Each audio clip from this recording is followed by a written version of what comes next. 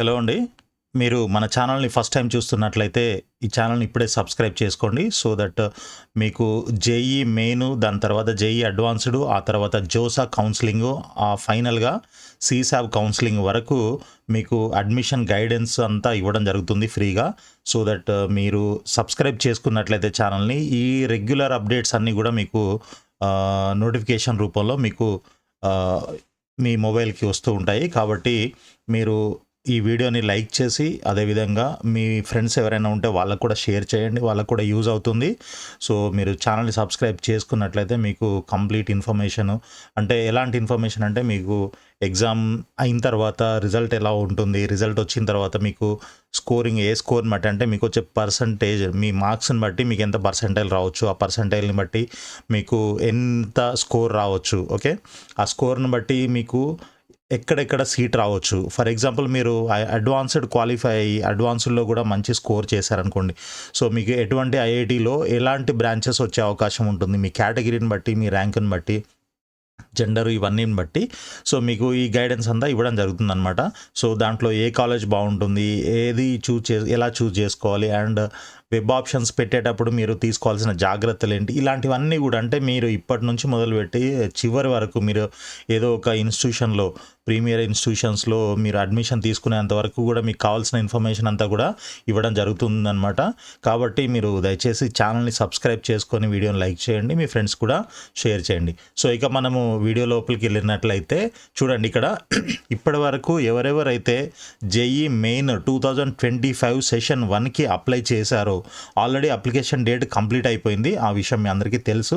అయితే ఎవరైనా అప్లికేషన్లో, ఆన్లైన్ అప్లికేషన్ ఫామ్లో ఏమైనా చిన్న చిన్న మిస్టేక్స్ ఏమైనా చేసి ఉన్నట్లయితే అవి కరెక్షన్ చేసుకోవడానికి మీకు ఒక ఛాన్స్ ఇవ్వడం జరిగిందనమాట. సో ఆ ఛాన్స్ ఎప్పుడు అని అంటే మనకి చూడండి, ఇక్కడ 26th నవంబర్ నుంచి 27th నవంబరు నైట్ 11:50 వరకు టైం ఇవ్వడం జరిగింది. ఓకే, 27th నవంబర్ దాకా 2 days టైం ఇచ్చారు. కాబట్టి మీరు ఇన్ కేస్ ఏమైనా చేంజ్ చేయాలి అని అనుకుంటే, సో ఏమేం చేంజ్ చేయాలి ఏంటి అనేది కూడా మనం కింద చూద్దాము. ఒకసారి కిందకి వెళ్ళినట్లయితే, అయితే ఇక్కడ మీరు కరెక్షన్ చేసుకోవాలనంటే అవసరమైతే కొన్ని డీటెయిల్స్కి మీరు చేంజ్ చేసినట్లయితే మేబీ మీ ఫీజు ఇంక్రీజ్ అయ్యే అవకాశం ఉంటుంది. అలాంటి సిచ్యువేషన్లో మీరు పేమెంట్ కూడా చేయాల్సి ఉంటుందన్నమాట. సో అలాంటివి ఏమైనా ఉంటే మీరు ఫీ పే చేసిన తర్వాతనే అది మీ ఫామ్ కరెక్షన్ చేసుకోవడానికి మీకు వీలుంటుందన్నమాట. చూడండి, ఇంకా మనం ఏమేమి ఫీల్డ్స్ చేయొచ్చు, ఏమేమి చేయలేము అనేది కూడా ఇక్కడ క్లియర్గా వాళ్ళు మెన్షన్ చేయడం జరిగింది. Candidates shall not be allowed to change. ఇవి ఈ డీటెయిల్స్ ఏవైతే ఉన్నాయో ఇవి మీరు చేంజ్ చేయడానికి ఛాన్స్ లేదనమాట. ఓకే, అవేంటవి? Mobile number, okay, email address, తర్వాత అడ్రస్ పర్మనెంట్ అండ్ ప్రజెంట్, తర్వాత emergency contact details, and then photograph of the candidate. So ఈ డీటెయిల్స్ మీరు ఎట్టి పరిస్థితుల్లో మీరు చేంజ్ చేయడానికి ఛాన్స్ లేదు.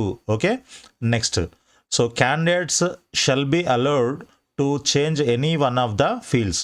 అంటే ఇక్కడ చూడండి, మనకి 3 డీటెయిల్స్ ఇచ్చారు. ఈ మూడిట్లో ఏదో ఒకటి మాత్రమే మీరు చేంజ్ చేసుకోగలుగుతారు. ఓకే, చూడండి, క్యాండిడేట్ నేము, లేదా ఫాదర్ నేము, లేదా మదర్ నేము, ఈ 3 డీటెయిల్స్లో ఏదో ఒకటి మాత్రమే మీకు చేంజ్ చేసుకోవడానికి ఛాన్స్ ఉంటుంది. రైట్, ఆ తర్వాత నెక్స్ట్ సెక్షన్కి వచ్చినట్లయితే candidate shall be allowed to change all the fields.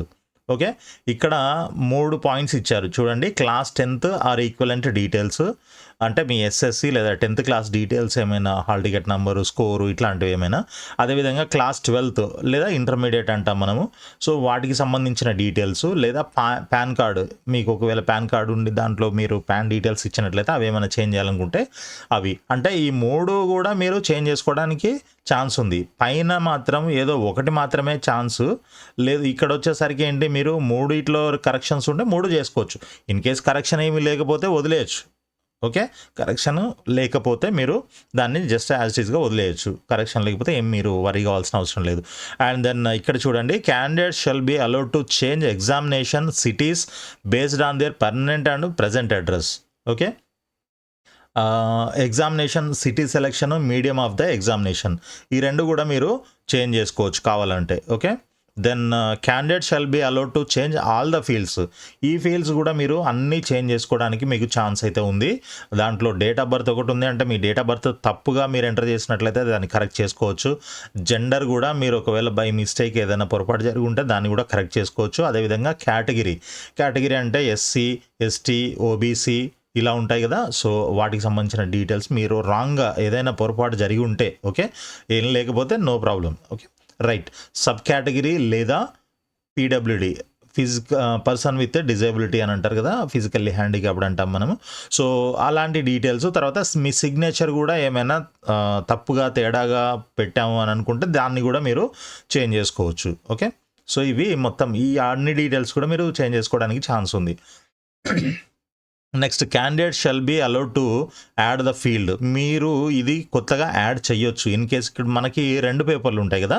So paper మీరు ఒకటే అప్లై చేశారు, పేపర్ 1 అప్లై చేశారు, పేపర్ 2 కూడా చేయాలనుకుంటే పేపర్ 2ని కూడా యాడ్ చేసుకోవచ్చు. లేదు పేపర్ 2 మాత్రమే చేశారు, పేపర్ 1 కావాలంటే 1 కూడా యాడ్ చేసుకోవచ్చు అనమాట. సో ఇది మనకి ఏ ఫీల్డ్ మనం ఎడిట్ చేసుకోగలము, ఏ ఫీల్డ్ చేయలేము అనేది ఇక్కడ క్లియర్గా డీటెయిల్స్ ఇవ్వడం జరిగింది. And if there is any impact on the fees, అంటే మీరు చేంజ్ చేసిన డీటెయిల్స్ వల్ల, ఫర్ ఎగ్జాంపుల్ ఇప్పుడు కేటగిరీ ఉంది, ఎస్సీ ఎస్టీ వాళ్ళకి కొంచెం తక్కువ ఉంటుంది, ఓసీ వాళ్ళకి ఓబీసీ వాళ్ళకి అట్లా ఎక్కువ ఉంటుంది. కాబట్టి ఒకవేళ అలాంటి ఏమైనా తేడా జరిగినట్టు ఉంటే, అక్కడ ఏమైనా అప్లికేబుల్ ఉంటే ఫీజు అది పే చేయాల్సి ఉంటుందన్నమాట మీరు. Okay, however in case of any of the fees, in any case the fees will not be reimbursed. మీరు కట్టిన ఫీజు అయితే ఎట్టి పరిస్థితుల్లో రిటర్న్ అయితే రాదు, అది మాత్రం గుర్తుపెట్టుకోండి అని చెప్తున్నారు. Corrections in these fields will be applicable only after payment of the additional fees if any. So ఇవన్నీ కూడా అప్లికేబుల్ ఎప్పుడవుతాయి, ఇన్ కేసు మీకు ఏమైనా అడిషనల్ ఫీజు పే చేయాల్సి ఉంటే ఆ ఫీజు పే చేసిన తర్వాతనే ఇవన్నీ చేంజెస్ ఎఫెక్ట్ అవుతాయి అన్నమాట. Okay, the only one time correction will be allowed to the candidate. That is once the corrections are done and submitted, the form shall be frozen. So ఇది only one time correction opportunity మాత్రమే. మీరు మళ్ళీ corrections చేయడానికి మీకు ఎటువంటి option ఉండదు, మళ్ళీ chance ఉండదు. ఓకే, ఇప్పుడు ఏం చేయాలనుకున్నా ఇదే లాస్ట్ అండ్ ఫైనల్ కాల్ అనమాట. సో ఈ డేట్ 26 నుంచి 27 నైటు 11:50 మినిట్స్ వరకు, 11:50 వరకు మీకు టైం ఉంది.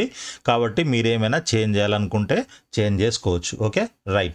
నెక్స్ట్, ఇక మనకి ఆల్రెడీ ఎగ్జామ్ అప్లై చేసుకోవడానికి లాస్ట్ డేటు 22 నవంబర్న క్లోజ్ అయిపోయింది కదా.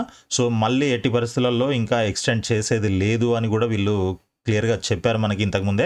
అయితే మనకి మొత్తంగా 12,80,000 దరఖాస్తులు, అంటే అప్లికేషన్ ఫామ్స్ వచ్చాయన్నమాట ఈసారి జేఈ మెయిన్ సెషన్ 1కి. ఓకే, మీకు తెలుసు JEE main session 1 and session 2 రెండు ఉంటాయి. సో ఇది ఫస్ట్ సెషన్ 2025కి. సో దాని ప్రకారంగా చూసుకున్నట్లయితే ఇక్కడ చూడండి, జేఈ మెయిన్ దరఖాస్తుల గడువు ఈ నెల 22 తేదీతో ముగియగా పేపర్ 1 అండ్ 2లకు కలిపి దేశవ్యాప్తంగా దాదాపు 12,80,000 మంది దరఖాస్తు చేసుకున్నట్లు సమాచారం. లాస్ట్ ఇయర్ మనకి పేపర్ 1కి, అంటే పేపర్ 1 అంటే బీటెక్, దానికి 12,21,000 మంది అప్లై చేసుకుంటే పేపర్ 2 అంటే బీఆర్కు బీ ప్లానింగ్ అని ఉంటాయి. పేపర్ 1 పేపర్ 2లో మళ్ళీ ఏ బి అని 2 ఉంటాయి కదా, అవి అనమాట. వాటికి 74,000 చేసుకున్నారు. సో మొత్తము 12,95,000 మంది దరఖాస్తు చేశారు. ఎప్పుడు లాస్ట్ ఇయర్. ఈ సంవత్సరం 12,80,000 మంది అనమాట. సో ఎన్టీఏ విధించిన నిబంధనల కారణంగా ఈసారి తొలుత దరఖాస్తుల సంఖ్య నెమ్మదించినప్పటికీ గతేడాదితో పోలిస్తే స్వల్ప తగ్గుదలే ఉంటుందని అధికారులు చెబుతున్నారు. తెలుగు రాష్ట్రాల నుంచి సుమారు 150,000 మంది పోటీ పడుతున్నారనమాట. చూడండి, మన తెలుగు రాష్ట్రాలు ఏపీ అండ్ తెలంగాణ నుంచి దాదాపు 150,000 మంది కాంపీట్ చేస్తున్నారు. సో ఈ నంబరు ఇప్పుడు ఇది సెషన్ 1కి అప్లై చేసిన వాళ్ళ నంబరు. సో సెషన్ 2 కూడా ఉంటుంది, మేబీ దాంట్లో ఇంకా కొన్ని పెరగవచ్చు. ఇప్పుడు చేయని వాళ్ళు అప్పుడు చేసే అవకాశం ఉంటుంది. సో అలాంటి వాళ్ళు కూడా ఉంటారు. కాబట్టి ఈ నంబరు ఇంకొంచెం, అంటే ఇంతకంటే ఇంకా మరీ డ్రాస్టిక్ చేంజ్ అయితే రాకపోవచ్చు, కానీ ఎంతో కొంత అటు ఇటుగా ఉంటుంది.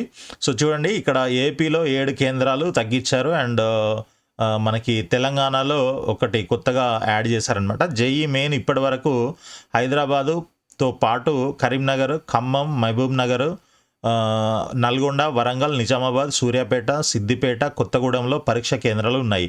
ఈసారి కొత్తగా జగిత్యాలలో పరీక్ష నిర్వహించనున్నారు. ఏపీలో గతేడాది 29 చోట్ల పరీక్షలు జరిపిన ఎన్టీఏ విద్యార్థుల నుంచి డిమాండ్ లేకపోవడంతో ఈసారి 22 సిటీస్‌కి మాత్రమే దానికి రిస్ట్రిక్ట్ అయిందనమాట. సో ఇదండి ఈ వీడియోలో మీకు చెప్పాలనుకున్న డీటెయిల్స్ అన్నీ కూడా. సో ఐ థింక్ మీకు వీడియో నచ్చినట్లు ఉంది. కాబట్టి మీరు దయచేసి లైక్ చేసి మీ ఫ్రెండ్స్ కూడా షేర్ చేయండి. ఛానల్ని మాత్రం సబ్స్క్రైబ్ చేయడం మర్చిపోకండి. మీకు రెగ్యులర్గా అన్ని జేఈకి సంబంధించి JEE main, JEE advanced and JoSAA counselling, సీసాబ్ counselling మొత్తం అన్ని A to Z ఇన్ఫర్మేషన్ అంతా కూడా మీకు రెగ్యులర్గా టైం టు టైము వస్తూ ఉంటుందన్నమాట. కాబట్టి మీరు ఛానల్ని మాత్రం సబ్స్క్రైబ్ చేయండి తప్పకుండా. సో ఆల్ ది బెస్ట్ అండి. Thank you so much.